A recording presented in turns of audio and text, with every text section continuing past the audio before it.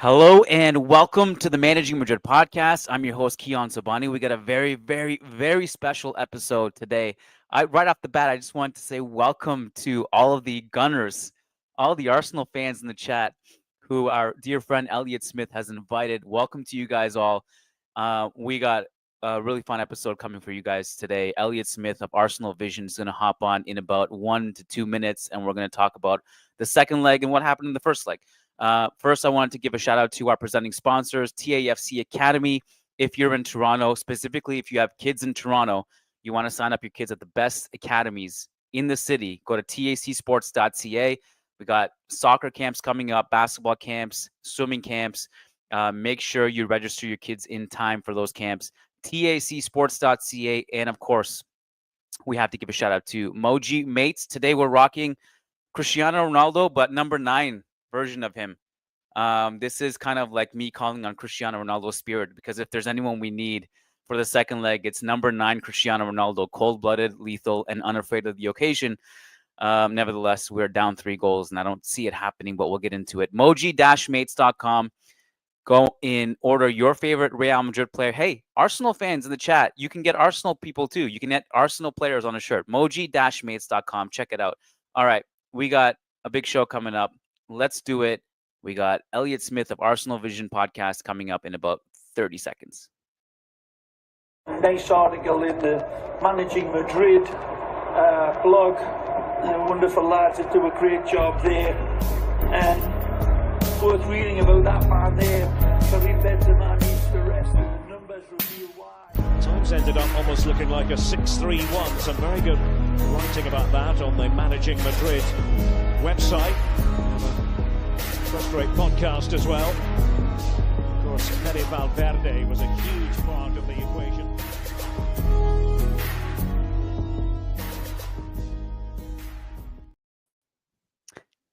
Welcome everyone to the show, and a specific warm welcome to Elliot Smith, host of the Arsenal Vision podcast. How you doing, bro? Yeah, I mean, I'm probably doing a little better than you, at least where my football interests are concerned. But thanks for having me on, Keon. It's good to talk to you again. Of course. So Elliot and I recorded first leg preview over on the Arsenal Vision podcast, which was a ton of fun. And I think I planted some seeds in your mind before the first leg about how bad Real Madrid are, and why there is some pessimism. I'll be really honest. I did not expect. I wouldn't have been surprised if Arsenal had dominated, but I'm surprised that Real Madrid for once didn't get away with it. You know what I mean? Because we got go ahead. Yeah, you generated a lot of anger in response to your contribution to that pod, because people were like, this guy's giving us hope. We don't want hope. I think coming out of that podcast, we actually heard things that indicated we could have success against Madrid, which, hope is what kills. So I have to thank you for inspiring that hope now that we have a 3-0 lead going to the second leg. But at the time, I think it just accelerated the anxiety. Happy to help. Happy to give you guys hope. It was not unfounded. Like, I've been accused of trying to jinx, opponents by overpraising them, and just at utmost reality, just laying out all the problems that we have, and then you're trying to jinx it. You don't mean that, but no, I genuinely look. It was Real Madrid did get played off the park in the first leg, and I wanted to ask you: Were you surprised at how one-sided it was? By the way, I know there's going to be a lot of intimidation tactics planned for Wednesday, whether it's from the ultras or in the ground. Yeah. I don't know that I appreciate the gun show you're flashing here to try to intimidate me, having me on your pod. You got the biceps right in the foreground. I know how it goes. Probably got a protein drink you're sipping on there. It's all good. It's all good. Drink it now. Yeah. Sorry. What was the question? Were you surprised at how the first leg went down? It's weird. I was surprised and I wasn't. If you took the badge off the shirt, I'm not surprised. It's consistent with who we are and how we play, right? We control territory well. We push teams back. I wouldn't say we generate an immense volume of dangerous chances, but our press is effective. Our defensive shape is good. We recover well. We did all the things I expect an Arsenal team to do. But the two things we did that obviously I didn't expect us to do: one, score from a direct free kick, something we hadn't done in years, and we do it twice. And two, I think just managing the moment against the most historic club in world football when it comes to European competition. So, like I said, without the badge on the shirt, I don't think it's a surprising performance, but in context of the competition, the relative histories between the clubs, and the way we got the goals, yeah, of course, that's a surprise. I don't think anybody, including Declan Rice, saw that coming. The two unbelievable free kicks, man. And as you know, I was there. I was just the first one blew my mind, and then when the second one went in, it felt surreal to like have witnessed probably the two greatest free kicks by one single player within 12 minutes in the sport's history. I'm going to guess because I don't know if there's a better example of it. No, and the thing I'd say, Keon, that's really important about those goals in a way, right, is there is this mythology around Real Madrid. Rightfully so. There's the word that all the kids like to use right now. I got a few too many gray hairs for this kind of language, but aura, right? It's aura. I think what makes the way we scored important is sometimes you can play against Madrid's history and aura instead of the team on the pitch. And the way the aura goes is doesn't matter if you outplay them, doesn't matter if you've been better than them, somehow you're going to lose to them. Right? And you even talked about that a little bit on the preview pod we did. I think by scoring 2 direct free kicks after years of not doing it, it's not just that we outplayed Madrid, but maybe it dents that aura. It lets Mikel say to these players, see, it's not just that they're going to luck their way to knocking you out. You outplayed them and you defeated them, but you got the goals that maybe you would have expected to come the other way, right? Against the run of play, but they didn't. They came for Arsenal, and maybe that aura being dented a little bit will help. I'm by no means going to say that Wednesday is going to be an easier, comfortable night, but I think you have to believe you can beat a team before you believe them, and maybe that helped. What goes through your mind when you see all the talk about the comeback and the Champions League DNA and everything? Because just immediately after the game, that's what they were talking about. This is Real Madrid. They're going to come back. Now honestly, I don't think I would say overwhelming majority of Madridistas think this is over. Like this is that we're not coming back from this. This is too steep of a hill to climb. Well, what goes through your mind when you hear like, oh, these ultras are going to give them hell, and there's going to be a parade before the game, and this is the Bernabeu. Arsenal haven't experienced this. This is different. This is a different. What goes through your mind when you hear stuff like that? Well, first of all, those things are right. They're true. They are factually correct that Real Madrid has the talent to turn this around and the experience to do it. And Arsenal does not have experience going deep in this competition with this group of players and doesn't have enough experience, in my estimation, for the size of our club going deep in this competition, full stop. I think this is where you have to decide if what matters is reputation and history, or if what matters is the reality of the football that's going to be played on the pitch. And the reality of that is Arsenal have not conceded 3 goals this season. We have not conceded more than 3 goals in years. Our structure and our shape is very good. Now, I think in the first leg, there are seeds of concern that you don't want to sprout into full concern. And what I mean is, before we got the goals, there were a couple of moments where you could see that the pace in behind could be a problem. And on another night, Mbappe scores that chance with the Henry style finish into the far corner. And we're pulling our hair out saying, once again, we played better than an opponent, but we've let them back in the tie. Because by the way, in the Bayern Munich tie last season, I think we substantially outplayed them in the home leg and had chances to maybe put them away, made one critical error, and they converted. In the home leg of this tie, you didn't convert, and then obviously we turned that into a 3-0 victory. So I think the balancing act for Arsenal is, I don't think we want to be camped in our box for 90 minutes. But I also will be furious if we allow opportunities for Mbappe and Vinny to run in behind, and Rodrigo to run in behind against a high line with a 3-0 lead away at the Bernabeu. So there is a tightrope to walk there, and I think Mikel Arteta has to get the right combination of getting our foot on the ball, quieting the crowd, soaking up, extracting some of that atmosphere, but not giving Madrid a chance to get an easy one running in behind with that lightning pace, because that would be a tactical mistake. Elliot, this morning I did myself the service of torturing myself and rewatching the first leg. And I was just we did that. It was fun. Yeah. I'm sure it was a great experience for you. Yeah. I was just, in the moment I realized the gap between the two teams. But I think what struck me rewatching it this morning was that how effortless everything looked for Arsenal. You look at the way Marino was positioned, you look at the way there is like a fluidity to it, but it's very organized fluidity in that every Arsenal player has to occupy space between the lines. There's always a vertical outlet. To make matters worse, Real Madrid don't press well, and they're not compact enough. Our fullback situation is horrendous, and you know the Arsenal situation. I mean, Timber gave us out, but on the opposite side, like MLS could do whatever he wanted to do. Special. Yeah. And so, like, you guys have like dynamic, young, electric players who can break lines, who are fast, athletic, and you look at like how old and how like Alaba was just treading water in that game.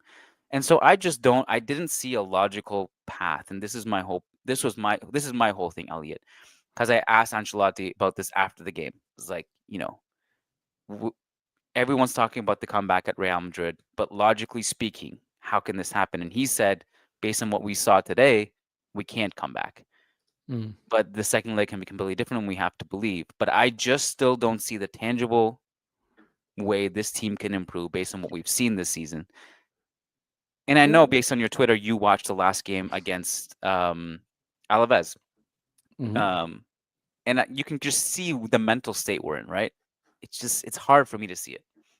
Yeah. So I actually want to ask you a question, because I think one of the things that stood out to me when we watched that first leg again is how little pressure there was on the ball in the first phase and even second phase of buildup for us. And so when Partey got the ball, he was able to just turn and play progressive passing. Yeah. When Miles Lewis-Skelly got the ball, again, able to turn and progress the ball.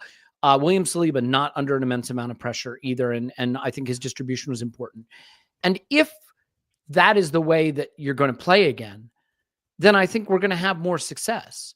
And by the way, it's not that I think that those players are necessarily vulnerable to being pressed. I just think if you allow us to progress the ball, especially through central spaces and inside the block, that's going to be a huge problem for Madrid in the second leg. So I guess what I'm curious about with you is, will there be more pressing of the first phase of buildup on Arsenal? Or is it just the fact that with Mbappe and Vinny Jr. in particular, you lose that option because they're just not committed to doing it? That's it.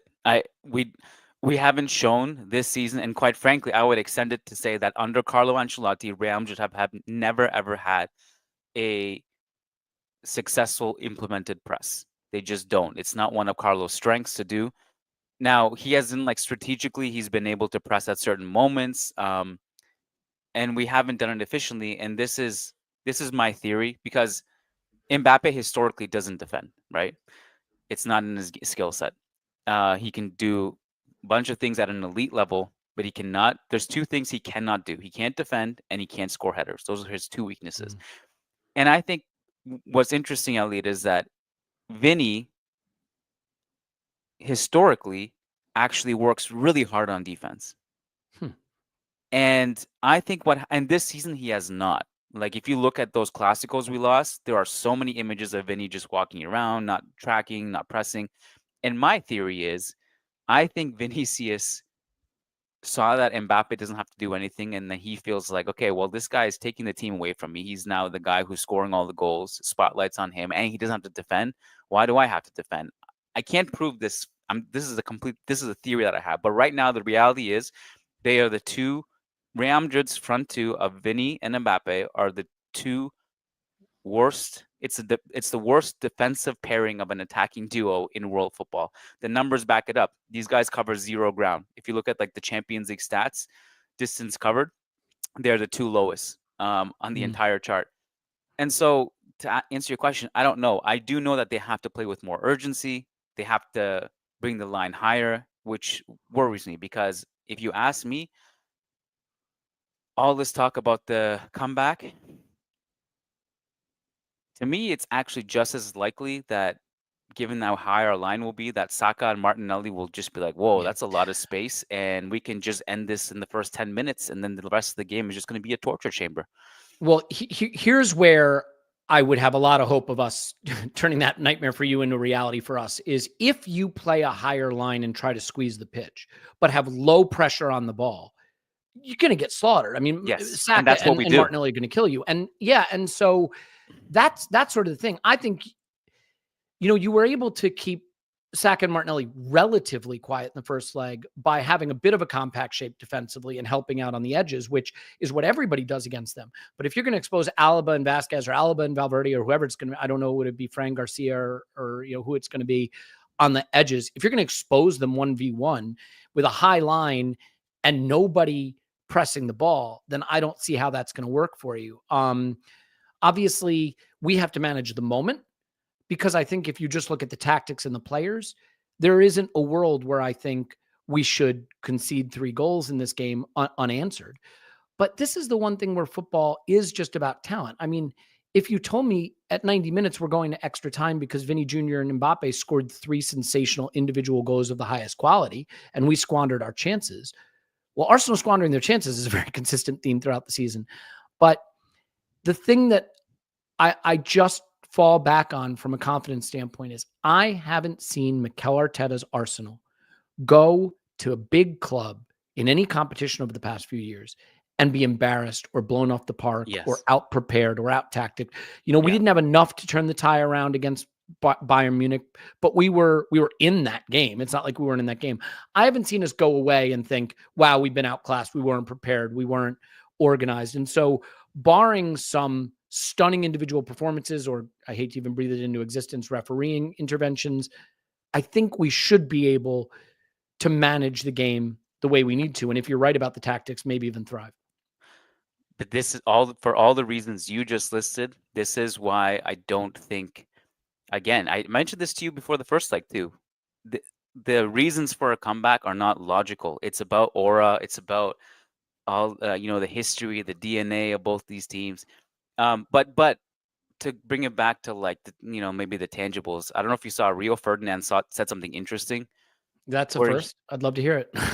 I'm gonna paraphrase, so forgive me. But he basically said Real Madrid need 4, at least 4, because you cannot count on Arsenal not scoring. That's not gonna happen. And I think that's a genuine comment. Like unless they just get so shell shocked by the occasion that they just can't. But I think you have to put Arsenal down for at least 1, which means Madrid have what, 1 clean sheet in the Champions League this whole season and 13 fixtures. So the defense is horrendous. Real Madrid's defense is horrendous. So you have to put Arsenal down for at least 1. And I'm saying at least 1, and that means Real Madrid have to put 4. And I'm never going to say anything is impossible. I've seen weird things happen. Real Madrid do strange things. We've all have. But again, based on what we've all seen this season, it's not going to happen, I don't think. But people go back to like 2022 a lot in those comebacks against Chelsea and PSG and Manchester City, of course. In all those ties, Real Madrid played well in moments. This season, Real Madrid haven't played well for any moments at all, and that's the thing. So, yeah. Can I ask you, so a couple things. First of all, I mean, from your game at the weekend, like it was an interesting one in that, first of all, Mbappe has that filthy challenge that gets him sent off. I mean, look, if you want the day off, find a way to get the day off without potentially putting a fellow professional at risk of losing their season. Yeah. And then running around with 10 men for the rest of the game. I mean, they got the victory, but are you concerned that, we played Saturday, you played Sunday, you played with 10 men for a long part of the game? I mean, is there any concern there? I know those are at the margins, but at the margins, are you worried about the running that had to be put in down with 10 men, or maybe where Mbappe's head is at? Because that frustration to me almost seems like it's tied more to the midweek game against Arsenal than anything that happened on the weekend.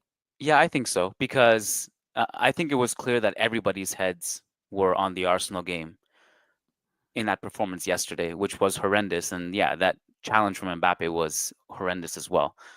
He should get whatever the maximum ban is for that, because he went. I mean, we've all seen it, but I do worry about the minutes, and particularly of 2 players. Although like Bellingham did get somewhat of a rest, he didn't start that game. Fede Valverde is still getting played into the ground. He's going to likely have to go up against Martinelli again.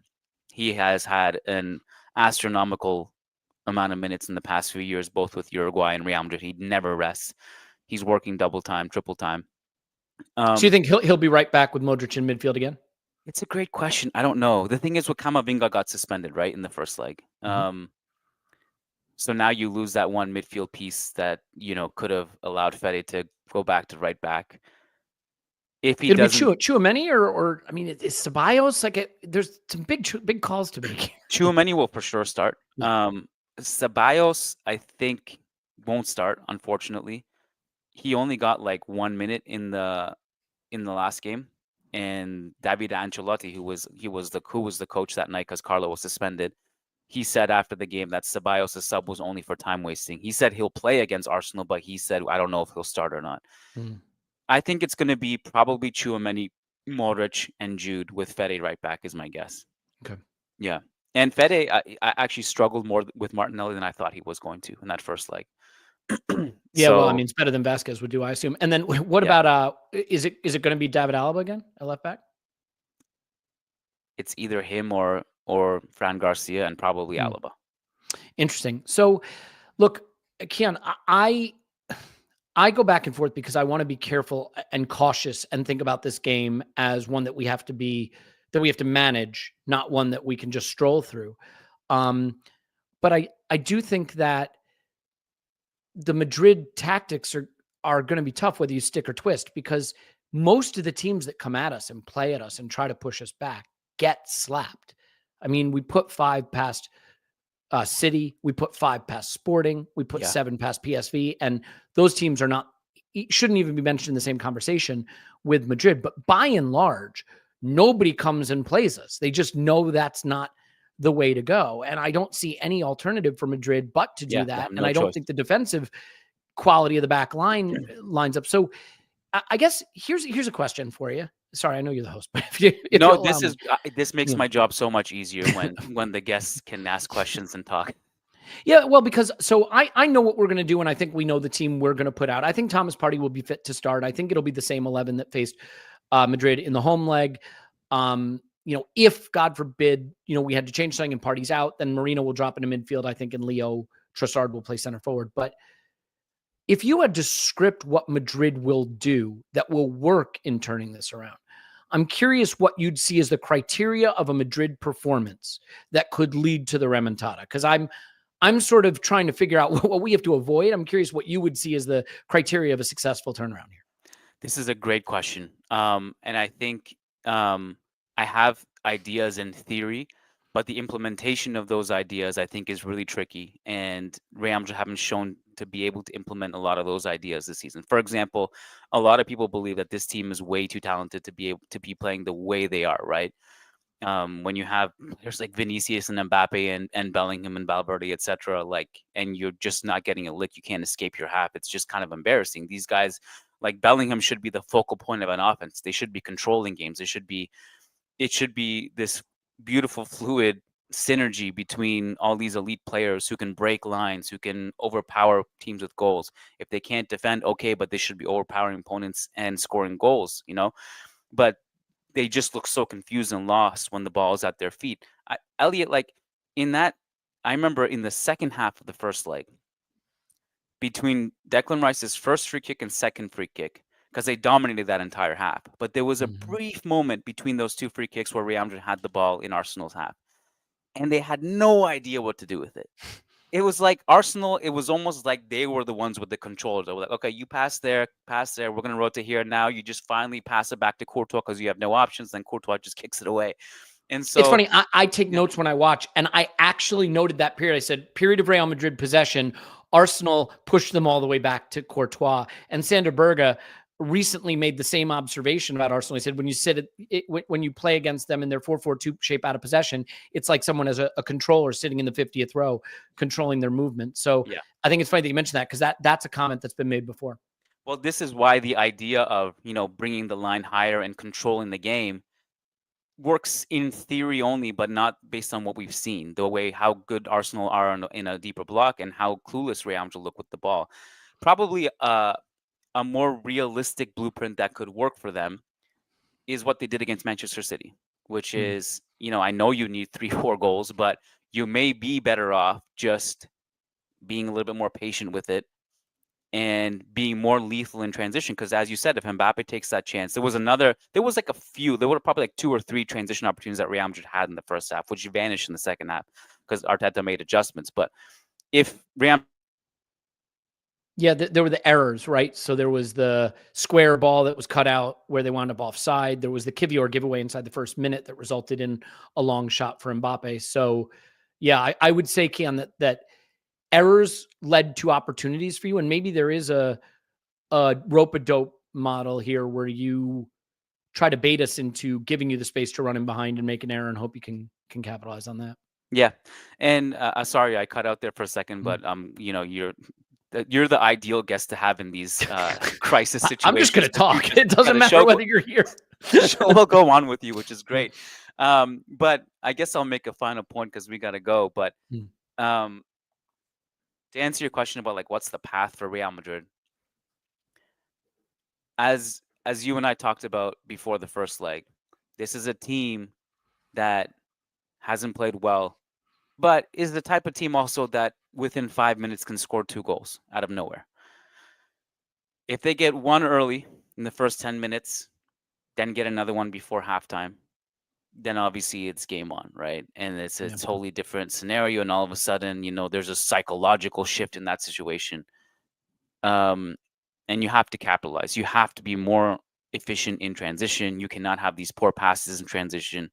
You cannot not take your chances. You certainly can't afford to miss chances in the second leg. You have to take all of them. You have the margin of error is 0. So you have to be pretty much perfect, and you're going up against, in my opinion, the best defensive side in Europe. So it is what it is. I would just say, if I'm Mikel Arteta, you saw that you can be better than them in all phases. When you have confidence in your football and you play the way we've played all season, continue to trust your football and get your foot on the ball. Don't be scared to match the moment. Because I do believe one of the ways we can make this easier, and I may be misreading the situation, Keon, but I think if we can get our foot on the ball, I think if we can start to extinguish some hope that the support will erode quickly because there is some latent frustration among Madridistas. And I think if we can just get our foot on the ball and start to have doubt creep in about the remontada, that maybe that support will ebb and that challenging environment might become one that we can manage more easily. No question. And I said it after the game yesterday that this has, everyone is getting hyped up about, a comeback and all this stuff. And it also has the potential to be a handkerchief game, which like in Real Madrid, a handkerchief game means everyone takes out their handkerchief and protest and basically calls for everyone to resign. And it has that potential as well. Elliot, maybe one quick super chat before we wrap it up here. Yeah, of course. Pranav Jadhav. And I think this is a question for you mostly because you know Arsenal way better, obviously. While I think this is highly unlikely, if Real Madrid scores 2 before halftime, can Arsenal players handle the remaining 45? That's a fascinating question because I think players like Declan Rice can. I think Bukayo Saka can. I think Mikel Merino can, right? He's won the Euros with Spain. So I think we have players who can do it. I think Saliba has it in him. I think Timber has it in him. There are a couple guys, Miles Lewis-Skelly, who's 18, Jakob Kivior, who, is more of a role player now thrust into a leading role. Martin Odegaard, who's really trying to find his form right now. Can those players keep the mentality where it needs to be so that you don't go to pieces at the first sign of adversity? I think they can. And I think Declan Rice, and again, he was brilliant at the weekend. Declan Rice is playing right now in that way that players rarely hit that level that makes you feel he will not let this go against us. And maybe it's that matchup with Jude Bellingham. He sees his England teammate there, the man who turned the England camp into his story, right? There was a promo video about him. Maybe this is Declan Rice wanting to not just make a statement to the world and for Arsenal, but seeing Jude on the other side and saying, I'm the England midfielder who's going to take the plaudits. And I trust him to help drag us through this a bit. And Bukayo Saka, if he's fit enough to do it. Elliot, I appreciate your time. Listen, it's been a pleasure. This is the cool thing about for us playing Arsenal for the first time since 2009. We've never had the chance to collaborate with an Arsenal podcast before. So it's been brilliant doing it the last couple of weeks. And when we're in the final again next season, maybe against Real Madrid, we can do it again. Well, now this is great. Now we have the Arsenal guys to collaborate with. I will say, every single Arsenal fan that has come our way since our collab, just lovely, lovely people. So yeah, we're shout out lucky. to you guys. Congrats on the first leg. Probably congrats on the second leg. If you get past us, please take care of Barca for us in the final, because that's something that we would appreciate. Elliot, where can people find you? I think people know. I mean, most people on the stream are actually Arsenal Yeah, fans. you find me in the Arsenal Vision podcast. More importantly, right now, raising money for refugees in Zaatari refugee camp in Jordan. So if you want to go to justgiving.com/page/AVP 2025, you can see that on my socials and stuff. You can give. We just crossed 100,000 pounds for our fundraiser. We're trying to get a lot more than that. So if you want to help refugee children from the war in Syria, we're helping them. We'd love to have your support.